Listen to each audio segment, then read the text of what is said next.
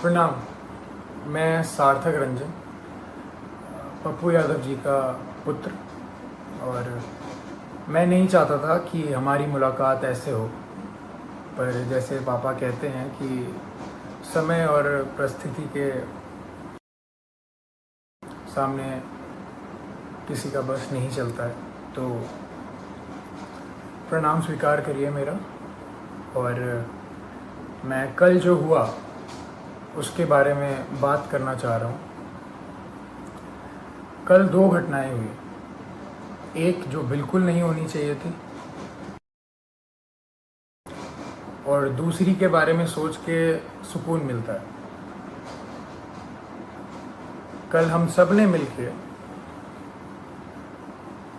एक व्यक्ति के ऊपर अन्याय जो हुआ है, हम सब ने मिलके ट्विटर पे हमने उस ट्रेंड को नंबर 1 कर दिया और काफ़ी घंटों तक रहा। मैंने भी ट्वीट किया घर पे अपने आराम से सोफे में बैठ के, उसे नंबर 1 ट्रेंड की दौड़ पे लगे रहे सोचा। पर वो कल हुआ और कल चला गया है, और अब जब जेल जाने की बारी आई है तो मेरे पिता अकेले हैं। कल 9 बजे से लेके आज सुबह 3 बजे तक वो सिर्फ एक मुजरिम की तरह ट्रीट हुए हैं, और मैं जानना चाहता हूं कि उनका जुर्म है क्या। हॉस्पिटल्स की जो हालत है बिहार में, उसकी सच्चाई दिखाना जुर्म है, या दवाइयाँ नहीं हैं तो जिनको ज़रूरत है उनको दवाइयाँ पहुँचाना जुर्म है, लोगों को खाना देना जुर्म है, या जो काला बाजारी चल रही है दवाइयों की उसको पेश करना जुर्म है। सबसे बड़ा जुर्म मेरे को ये लग रहा है कि एक नेता के घर पे जो छापा मार के उन्होंने आप लोगों के लिए जो एम्बुलेंसेस यूज़ होनी थी वो बस घर पे पड़ी हुई थी, और वो बस ये चाह रहे थे कि वो सारी एम्बुलेंस यूज़ हों आप लोगों के लिए। मुझे लग रहा है कि यही जुर्म उनका सबसे बड़ा रहा।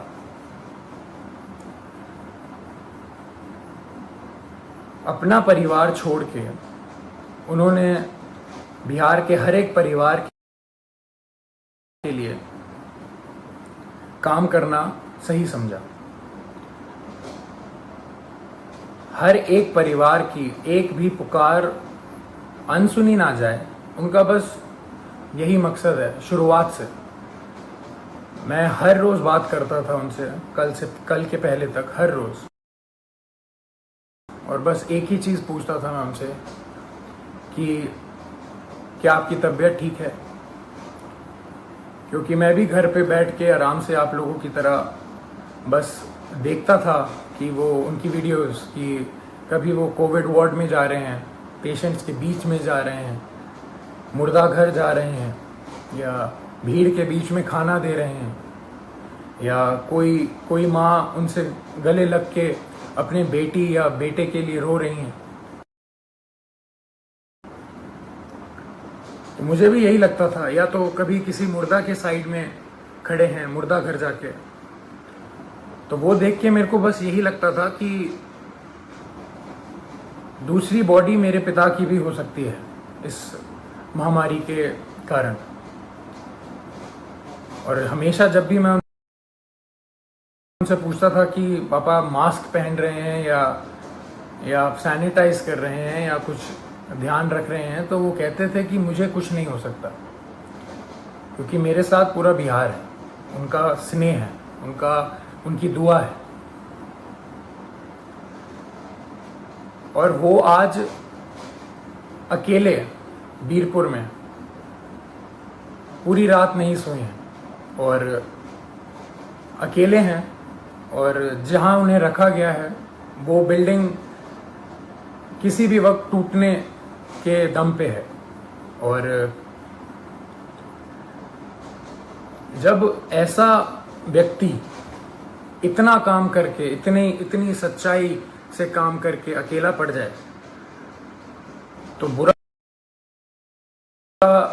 बुरा लगने वाली बात है ये कि उन्होंने हर एक घर के लिए अपना घर छोड़ा है, अपने घर की जिम्मेदारियां छोड़ के आप सबके बीच रहने का संकल्प लिया, आप सबके लिए जीने के लिए संकल्प लिया। हमने कल बहुत साथ दिया उनका ट्विटर पे और इस पे नहीं, पर सिर्फ ट्विटर ही चीज़ नहीं रह गई है, सिर्फ नंबर 1 ट्रेंड होना ही नहीं रह गया है। जब ऐसा व्यक्ति अकेला पड़ जाए जो रात दिन सेवा करे लोगों की और लोगों के लिए ही जिए, अपना सब कुछ छोड़ के, अपना सब कुछ त्याग के।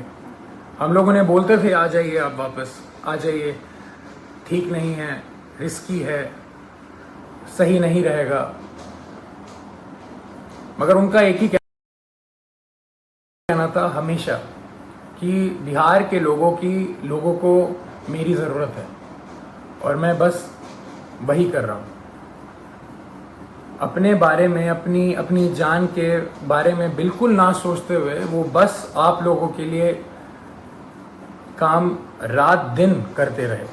हॉस्पिटल में छापा मारना हो तो पप्पू यादव जाएंगे, खाना देना हो तो पप्पू यादव देंगे, दवाई देना हो तो पप्पू यादव देंगे, बेड चाहिए, ऑक्सीजन चाहिए, एम्बुलेंस चाहिए तो पप्पू यादव करेंगे।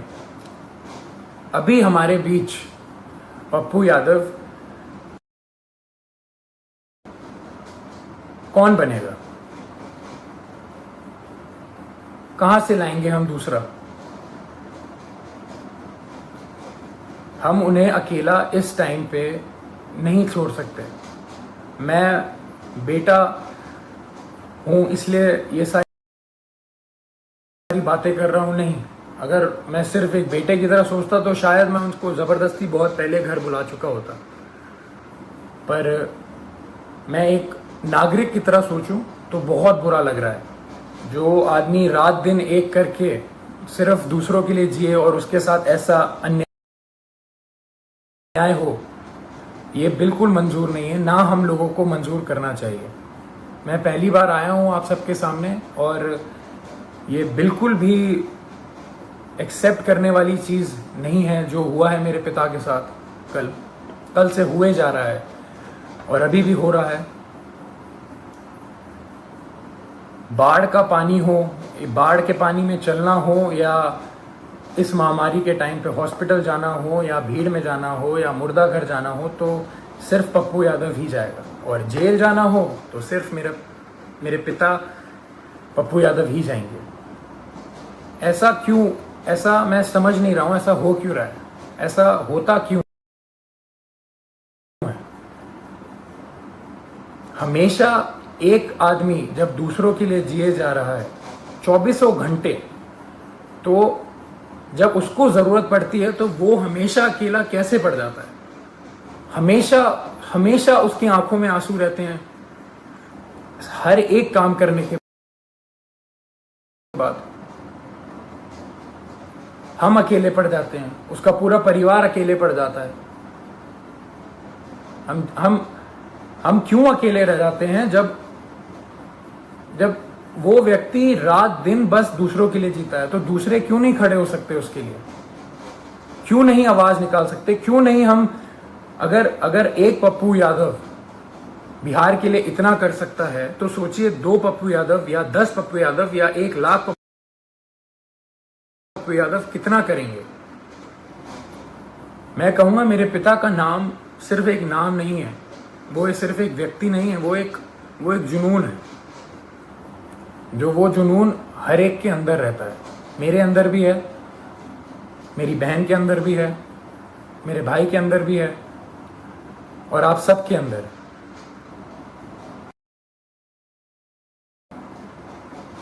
वो सारा जुनून एक साथ अगर काम करे तो हमारा जो पहला पप्पू यादव है वो कभी अकेला नहीं पड़ेगा। मैं दिल से खुशगुजार हूं आप सबका कि हम सब ने कल बहुत बहुत प्यार दिया, बहुत स्नेह दिया मेरे पिता को। पर अभी रुकने की बारी नहीं है। उनको अभी तक हरास किया जा रहा है, जैसे कल रात से वो सोए नहीं हैं, खाए नहीं हैं। उनको दवाइयाँ उनको दवाई खानी होती है। उनको शुगर है। उनका 1.25 महीने पहले ऑपरेशन हुआ है। राइट पैर की नसें उनकी वीक हैं, तो खून सर्कुलेशन नहीं होता है उनके राइट पैर में अच्छे से। और किस जुर्म में ये सज़ा उनको दी जा रही है, मैं ये पूछना चाहता हूँ। और जिनकी वजह से हो रहा है वो बहुत अच्छे से जानते हैं कौन कौन है। और ये बिल्कुल ना समझें कि किसी को नहीं पता है कि किसकी वजह से हो रहा है ये और क्यों हो रहा है। यहाँ कोई बच्चा नहीं है और कोई डरा हुआ नहीं है। पप्पू यादव ना कभी किसी से डरा है, ना कभी डरेगा। जब ये जुनून हर एक के अंदर है और हर एक बंदा, हर एक माँ, हर एक बेटी, हर एक भाई जब उसके पीछे खड़ा रहेगा और उसको पूरा विश्वास है कि हर एक बिहार का व्यक्ति उनके साथ है, वो कल साबित हुआ है। मैं बस ये कह रहा हूं कि वो सिर्फ कल पे ही सीमित नहीं होना चाहिए। ये मुहिम चलती रहनी चाहिए। यही मेरे पिता का सबसे बड़ी जीत है। उनको पद से कोई लेना देना नहीं है। उनकी सबसे बड़ी जीत ही इसमें है कि उनके साथ सारे सच्चे लोग खड़े रहें, पूरा बिहार खड़े रहे, बिहार खुश रहे। उनकी सबसे बड़ी जीत यही है।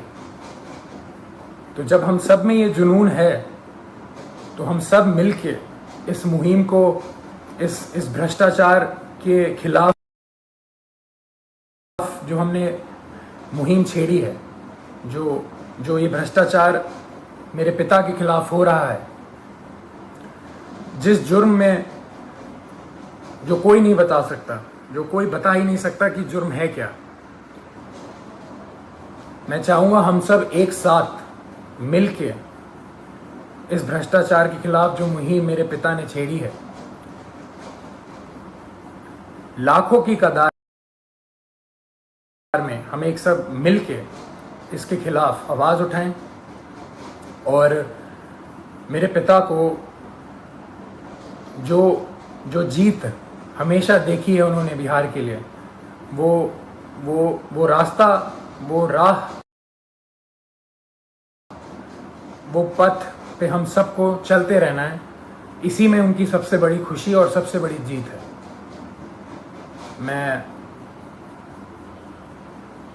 मैं बहुत खुश नसीब महसूस करता हूं कि मैं अभी यहाँ बैठ के आपके सामने ये सब बोल पा रहा हूं। ये मेरे पिता का संघर्ष ही है जो इतना प्रेम उन्हें मिलता है और उनके नाम की वजह से मैं यहाँ पे बैठा हूँ तो आप सबके बीच में मेरी आवाज़ जा पा रही है। उनके संघर्ष को हम सबको मिलके उसकी आग को उठा के ही रखना है, बुझने नहीं देना है।